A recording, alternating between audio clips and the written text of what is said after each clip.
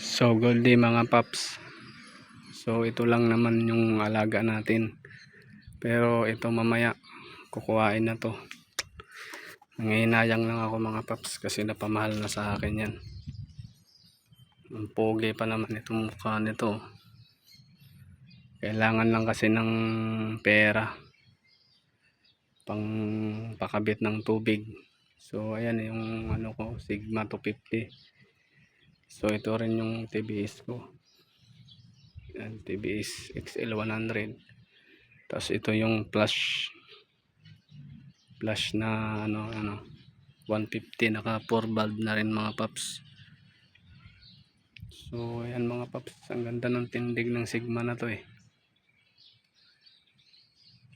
Kailangan lang talaga i-let go.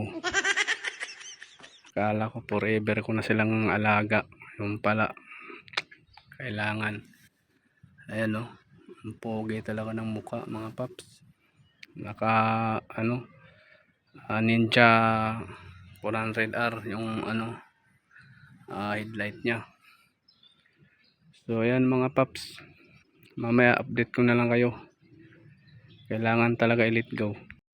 So ayan mga ka-atras moto, gagawa tayo ng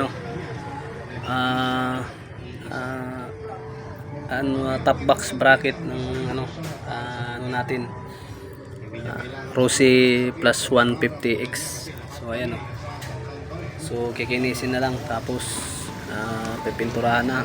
Okay, ito na mga ka-atras moto, napinturahan ko na yung bracket, top box bracket support sa plus X1 150. So ito yung box na ilalagay natin, magaan lang siya. So ayan, okay. So ito na siya mga ka-atras moto. So ayan ito yung ginawa kong bracket support. So ayan, umorder lang ako ng original na mono rack, kaso parang hindi ako satisfied sa kasi bali dalawa lang yung niya dito yung pinagkakapitan niya, hindi katulad sa ibang motor na dito sa gitna may tornilyuhan pa. So gumawa ako ng bracket. So ayan, yung bakal na to sa pala to, sa visor ng bracket visor ng NMAX. So nirotoke ko lang, puro na yan mga ka-atras mo to, mga retaso lang na na bakal. So dito ko sa inattach mga ka-atras mo to. So dito natatanggal din siya, pwede mong tanggalin kung ayaw mong, gusto mong tanggalin siya dito. Tapos naka-bolt din siya.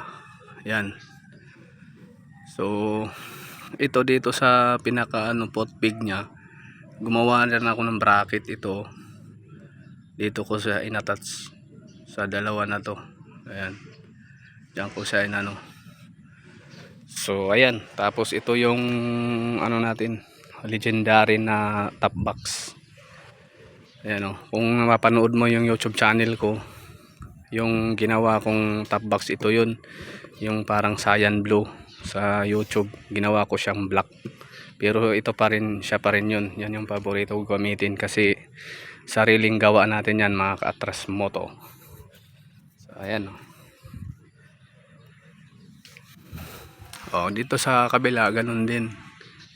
So mas matibay na siya ngayon kasi wala akong sa sa dalawang lang nakatornilyo. So ganun din dito sa kabila.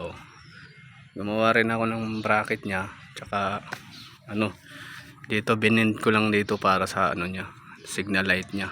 Okay, so ayan mga ka-atras moto, update lang sa flash 150X ko.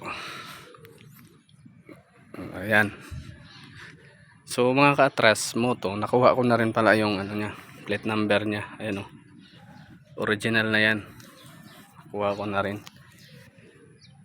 Tapos pa ba, yung takbo pala nito, mahaba pa takbo nito. Naka na ako, dalawang change wheel, 875 pa lang. Okay. Okay. So ayan. Tapos itong CP holder ko pala, ano lang to, DIY lang din. Side mirror pang Honda Click. Mas maganda na ako sa side mirror ng Honda Click, malinaw siya. Okay. So ayan mga ka-atras, para makakuha kayo ng reference. Ayan.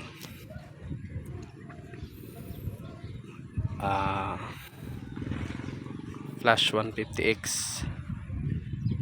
Oh, 'di ba?